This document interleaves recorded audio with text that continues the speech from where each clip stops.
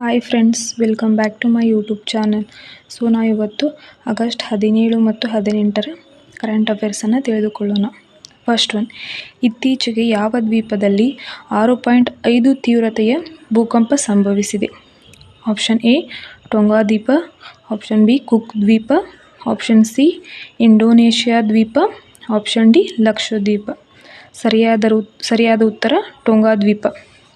ಈ ದ್ವೀಪದ ಬಗ್ಗೆ ತಿಳಿದುಕೊಳ್ಳೋಣ. ಇದು ಪಾಲಿನೇಷ್ಯಾದಲ್ಲಿರುವ ಒಂದು ಸಾರ್ವಭೌಮ ದೇಶವಾಗಿದ್ದು ದಕ್ಷಿಣ ಪೆಸಿಫಿಕ್ ಮಹಾಸಾಗರದಲ್ಲಿರುವ 169 ದ್ವೀಪಗಳ ಸಮೂಹವಾಗಿದೆ. ನೆರೆಹೊರೆಯ ದೇಶಗಳು: ಉತ್ತರದಲ್ಲಿ ಸಮೋವಾ, ಪಶ್ಚಿಮದಲ್ಲಿ ಫಿಜಿ, ಪೂರ್ವದಲ್ಲಿ ಕುಕ್ ದ್ವೀಪಗಳನ್ನು ಹೊಂದಿದೆ. ಈ ದ್ವೀಪಗಳನ್ನು 3 ಪ್ರಮುಖ ಗುಂಪುಗಳಾಗಿ ವಿಂಗಡಿಸಲಾಗಿದೆ. ಫಸ್ಟ್ ಒನ್, ದಕ್ಷಿಣದಲ್ಲಿ ಟೋಂಗ್ ಟಾಪು, ಮಧ್ಯದಲ್ಲಿ ಹಾಪೈ ಮತ್ತು ಉತ್ತರದಲ್ಲಿ ವಾವಾವು.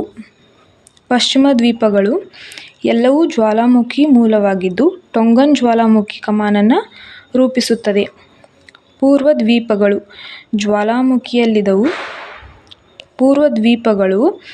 ಜ್ವಾಲಾಮುಖಿಯನ್ನು ಉಂಟುಮಾಡುವುದಿಲ್ಲ. ಅವು ಹವಳದ ಸುಣ್ಣದ ಕಲ್ಲು ಮತ್ತು ಮರಳಿನಿಂದ ಕೂಡಿದೆ. ಎರಡನೇ ಪ್ರಶ್ನೆ, ಇತ್ತೀಚೆಗೆ 79ನೇ ಸ್ವಾತಂತ್ರ್ಯ ದಿನಾಚರಣೆಯ ಮುನ್ನಾ ದಿನದಂದು ಭಾರತದ ರಾಷ್ಟ್ರಪತಿಗಳು ಯಾವ ನಾಯಕರಿಗೆ 7 ಸರ್ವೋತ್ತಮ ಯುದ್ಧ ಸೇವಾ ಪದಕಗಳನ್ನು ಪ್ರದಾನ ಮಾಡಿದರು? Option A operation Brahma, option B operation Sindoor, option C operation Rahat, operation Dost. ಸರಿಯಾದ ಉತ್ತರ ಆಪರೇಷನ್ ಸಿಂಧೂರ್.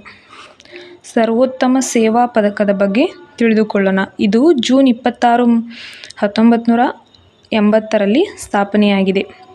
ಪದಕ ವೃತ್ತಾಕಾರದಲ್ಲಿರುತ್ತದೆ ಮತ್ತು 35 ಮಿಲಿಮೀಟರ್ ವ್ಯಾಸ ಮತ್ತು ಪ್ರಮಾಣಿತ ಪಿಂಟಿಂಗ್ಗಳನ್ನು ಮತ್ತು ಸರಳ ಸಮತಲ ಬಾರ್ಗೆ ಅಳವಡಿಸಲಾಗಿದೆ.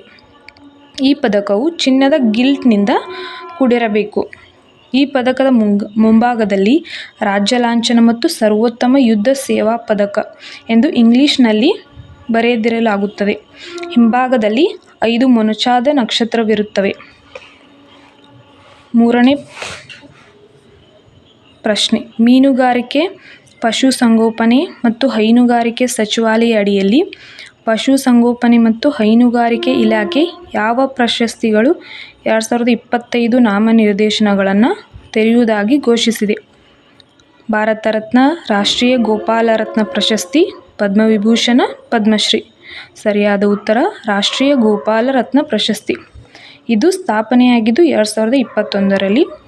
ಪ್ರಶಸ್ತಿ ಕೊಡಬೇಕಾದ ವಿಭಾಗಗಳು: ಸ್ಥಳೀಯ ಎಮ್ಮೆ ತಳಿಗಳನ್ನು ಸಾಕುತ್ತಿರುವ ಅತ್ಯುತ್ತಮ ಹೈನುಗಾರ ಮತ್ತು ಅತ್ಯುತ್ತಮ ಡೈರಿ ಸಹಕಾರ ಸಂಘ, ಹಾಲು ಉತ್ಪಾದಕ ಕಂಪನಿ, ಡೈರಿ ರೈತ ಉತ್ಪಾದಕ ಸಂಸ್ಥೆಗಳಿಗೆ ಈ ಪ್ರಶಸ್ತಿಗಳನ್ನು ಕೊಡಲಾಗುತ್ತದೆ.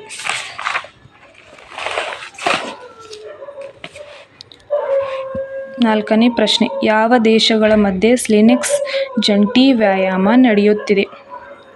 Sri Lanka Bharat, Bhutan Bharat, Indonesia Bharat, Singapore Bharat. ಸರಿಯಾದ ಉತ್ತರ ಶ್ರೀಲಂಕಾ ಭಾರತ. ಇದು 12ನೇ ಆವೃತ್ತಿ ಮತ್ತು 2005ರಲ್ಲಿ ಈ ವ್ಯಾಯಾಮವನ್ನು ನಡೆಸಲಾಗುತ್ತದೆ. ಈ ಬಾರಿಯಲ್ಲಿ ಐಎನ್ಎಸ್ ರಾಣಾ ಮತ್ತು ಐಎನ್ಎಸ್ ಜ್ಯೋತಿ ಭಾರತೀಯ ನೌಕೆಯಿಂದ ಭಾಗವಹಿಸಿದ ಹಡಗುಗಳಾಗಿವೆ. ಐದನೇ ಪ್ರಶ್ನೆ, 79ನೇ ಸ್ವಾತಂತ್ರ್ಯ ದಿನದಂದು ಭಾರತದ ರಾಷ್ಟ್ರಧ್ವಜವನ್ನು ಯಾವ ಗೋಪುರದ ಮೇಲೆ ಹಾರಿಸಲಾಗಿದೆ?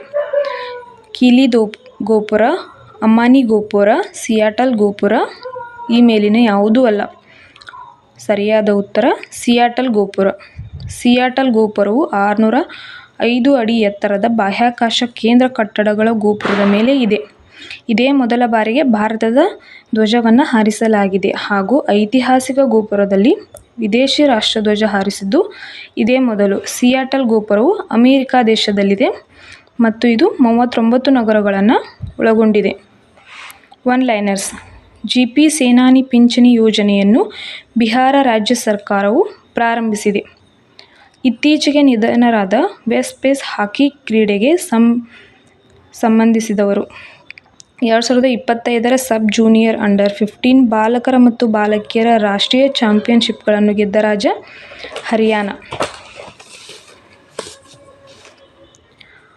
ಖುರ್ರಾಮ್ ಶಹರ್ 5 ಎಂಬ ಹೆಸರಿನ ಖಂಡಾಂತರ ಕ್ಷಿಪಣಿಯನ್ನು ಇರಾನ್ ದೇಶ ಅಭಿವೃದ್ಧಿಪಡಿಸಿದೆ. ಏಷ್ಯನ್ ಸರ್ಫಿಂಗ್ ಚಾಂಪಿಯನ್ಶಿಪ್ 2025ರಲ್ಲಿ ಓಪನ್ ಪುರುಷರ ವಿಭಾಗದಲ್ಲಿ ಪದಕ ಗೆದ್ದ ಮೊದಲ ಭಾರತೀಯ ರಮೇಶ್ ಬೂದಿಯಾಲ್. ನರಳಿ ಪೂರ್ಣಿಮಾ ಹಬ್ಬವನ್ನು ಮುಖ್ಯವಾಗಿ ಕೋಲಿ ಸಮುದಾಯ ಆಚರಿಸುತ್ತಿದೆ. ಇತ್ತೀಚೆಗೆ ನಿಧನರಾದ ಬಾಕ್ಸರ್ ಹಿರೇಮಾಸ್ ಉರುಕಾವಾ ಜಪಾನ್ ದೇಶಕ್ಕೆ ಸೇರಿದವರು.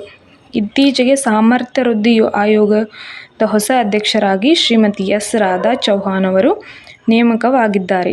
ಇತ್ತೀಚೆಗೆ ಅರುಣಾಚಲ ಪ್ರದೇಶದ ಶಿಯೋಮಿ ಜಿಲ್ಲೆಯಲ್ಲಿ ಇತ್ತೀಚೆಗೆ ಟಾಟಾ ಸೆಕೆಂಡ್ ಜಲವಿದ್ಯುತ್ ಯೋಜನೆಗೆ ಆರ್ಥಿಕ ವ್ಯವಹಾರಗಳ ಸಚಿವ ಸಂಪುಟ ಅನುಮೋದಿಸಿದೆ. ಇತ್ತೀಚೆಗೆ ಸಂಶೋಧಕರು ಹೊಸ ತಾಳೆ ಜಾತಿಯನ್ನು ಗುರುತಿಸಿ ಅದಕ್ಕೆ ಫೀನಿಕ್ಸ್ ರಾಕ್ಸ್ಬರ್ಗ್ ಎಂದು ಹೆಸರಿಸಿದ್ದಾರೆ. Thank you for watching.